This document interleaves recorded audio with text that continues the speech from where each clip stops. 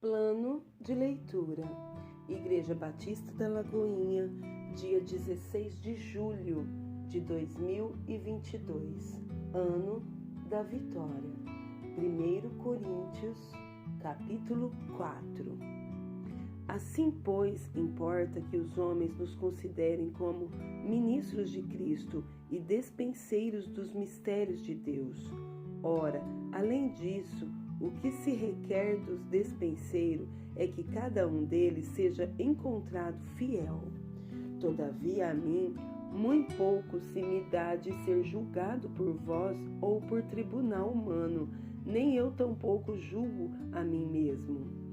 Porque de nada me argui a consciência, contudo nem por isso me dou por justificado, pois quem me julga é o Senhor. Portanto, nada julgueis antes do tempo, até que venha o Senhor, o qual não somente trará à plena luz as coisas ocultas das trevas, mas também manifestará os desígnios dos corações, e então cada um receberá o seu louvor da parte de Deus. Estas coisas, irmãos, apliquei-as figuradamente a mim mesmo e a Apolo, por vossa causa, para que por nosso exemplo aprendais isto. Não ultrapasseis o que está escrito, a fim de que ninguém se ensoberbeça a favor de um em detrimento de outro. Pois quem é que te faz sobressair? E que tens tu que não tens recebido? E se o recebeste, por que te vanglorias? Como se o não tiveras recebido? Já estáis fartos, já estáis ricos, chegastes a reinar sem nós. Sim, tomara reinasseis, para que também nós viéssemos a reinar convosco. Porque a mim me parece que Deus nos pôs a nós, os apóstolos, em último lugar, como se fôssemos condenados à morte, porque nos tornamos espetáculo ao mundo, tanto a anjos como a homens. Nós somos loucos por causa de Cristo, e vós, sábios em Cristo, nós fracos e vós fortes, vós nobres e nós desprezíveis.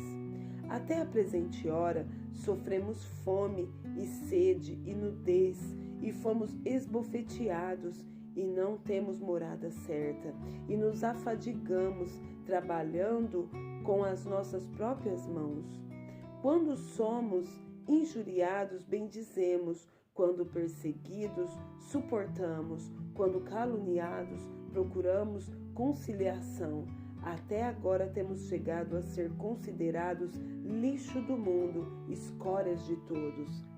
Não vos escrevo essas coisas para vos envergonhar, pelo contrário, para vos admoestar como a filhos meus amados. Porque, ainda que tivesseis milhares de preceptores em Cristo, não teríeis, contudo, muitos pais. Pois eu, pelo Evangelho, vos gerei em Cristo Jesus. Admoesto-vos, portanto, a que sejais meus imitadores.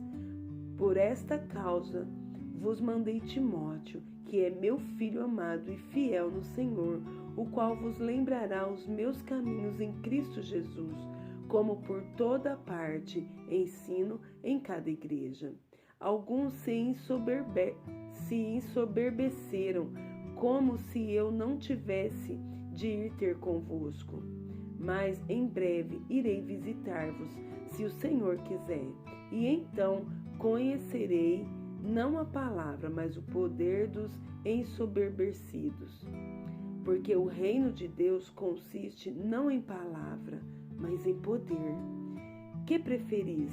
Irei a vós outros com vara ou com amor e espírito de mansidão? 1 Reis, capítulo 17. Então, Elias, o tesbita dos moradores de Gileade, disse a Acabe: Tão certo como vive o Senhor, Deus de Israel, perante cuja face estou, nem orvalho, nem chuva haverá nestes anos, segundo a minha palavra. Veio-lhe a palavra do Senhor, dizendo: Retira-te daqui, vai para o lado oriental e esconde-te junto à torrente de Querite, fronteira ao Jordão. Beberás da torrente, e ordenei aos corvos que ali mesmo te sustentem. Foi, pois, e segundo a palavra do Senhor, retirou-se e habitou junto à torrente de Querite, fronteira ao Jordão. Os corvos lhe traziam pela manhã pão e carne, como também pão e carne ao anoitecer, e bebia da torrente. Mas, passados dias, a torrente secou, porque não chovia sobre a terra. Então lhe veio a palavra do Senhor, dizendo: Dispõe-te e vai a Sarepta, que pertence a Sidom, e demora-te ali, onde ordenei a uma mulher viúva que te dê comida. Então ele se levantou e se foi a Sarepta. Chegando à porta da cidade, estava ali uma mulher viúva apanhando lenha. Ele a chamou e lhe disse: Traze-me, peço-te, uma vasilha de água para eu beber. Indo ela a buscá-la, ele a chamou e lhe disse: Traze-me também um bocado de pão na tua mão. Porém ela respondeu: Tão certo como vive o Senhor teu Deus, nada tenho cozido, há somente um punhado de farinha numa panela e um pouco de azeite numa botija. E vês aqui, apanhei 2 cavacos e vou preparar esse resto de comida para mim e para o meu filho, comê-lo-emos e morreremos. Elias lhe disse: Não temas, vai e faze o que disseste, mas primeiro faze dele para mim um bolo pequeno e trazemo-o aqui fora. Depois farás para ti mesmo e para teu filho. Porque assim diz o Senhor, Deus de Israel: a farinha da tua panela não se acabará, e o azeite da tua botija não faltará, até o dia em que o Senhor fizer chover sobre a terra. Foi ela e fez segundo a palavra de Elias. Assim comeram ele, ela e a sua casa muitos dias.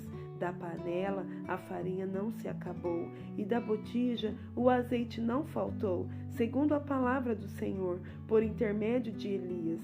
Depois disso, adoeceu o filho da mulher, da dona da casa, e a sua doença se agravou, tanto que ele morreu. Então disse ela a Elias: Que fiz eu, homem de Deus?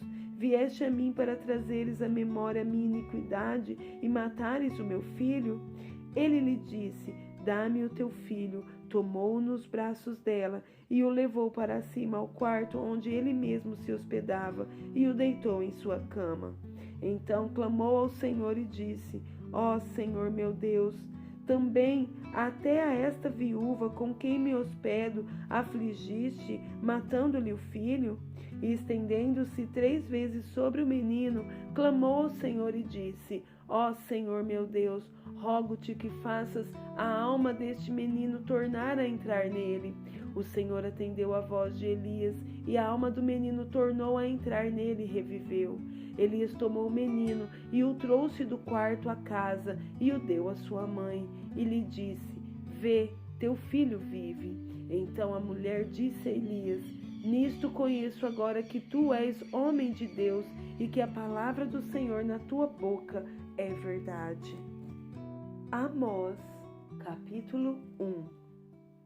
Palavras que, em visão, vieram a Amós, que era entre os pastores de Tecoa, a respeito de Israel, nos dias de Uzias, rei de Judá, e nos dias de Jeroboão, filho de Joás, rei de Israel, 2 anos antes do terremoto. Disse ele: O Senhor surgirá de Sião, e de Jerusalém fará ouvir a sua voz. Os prados dos pastores estarão de luto, e secar-se-á o cimo do Carmelo. Assim diz o Senhor: por 3 transgressões de Damasco e por 4 não sustarei o castigo, porque trilharam a Gileade com trilhos de ferro. Por isso meterei fogo à casa de Azael, fogo que consumirá os castelos de Ben-Hadad. Quebrarei o ferrolho de Damasco e eliminarei o morador de Biqueate-Aven, e ao que tem o cetro de Bet-Eden. E o povo da Síria será levado em cativeiro a Kir, diz o Senhor. Assim diz o Senhor: por 3 transgressões de Gaza e por 4 não sustarei o castigo, porque levaram em cativeiro todo o povo para o entregarem a Edom.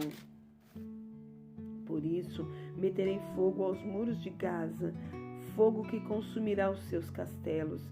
Eliminarei o morador de Asdote e o que tem o cetro de Asquelon, e volverei a mão contra Ecrom, e o resto dos filisteus perecerá, diz o Senhor. Assim diz o Senhor: por 3 transgressões de Tiro e por 4 não sustarei o castigo, porque entregaram todos os cativos a Edom, e não se lembraram da aliança de irmãos. Por isso meterei fogo aos muros de Tiro, fogo que consumirá os seus castelos.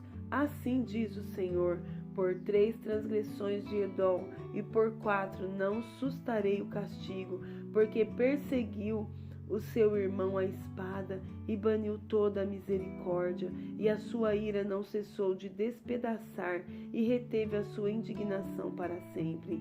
Por isso meterei fogo a Temã, fogo que consumirá os castelos de Bosra.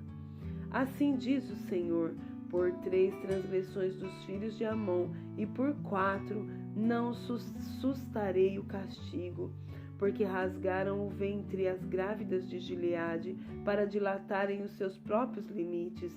Por isso meterei fogo aos muros de Rabá, fogo que os consumirá os seus castelos, com alarido no dia da batalha, com turbilhão no dia da tempestade. O seu rei irá para o cativeiro, ele e os seus príncipes, juntamente, diz o Senhor.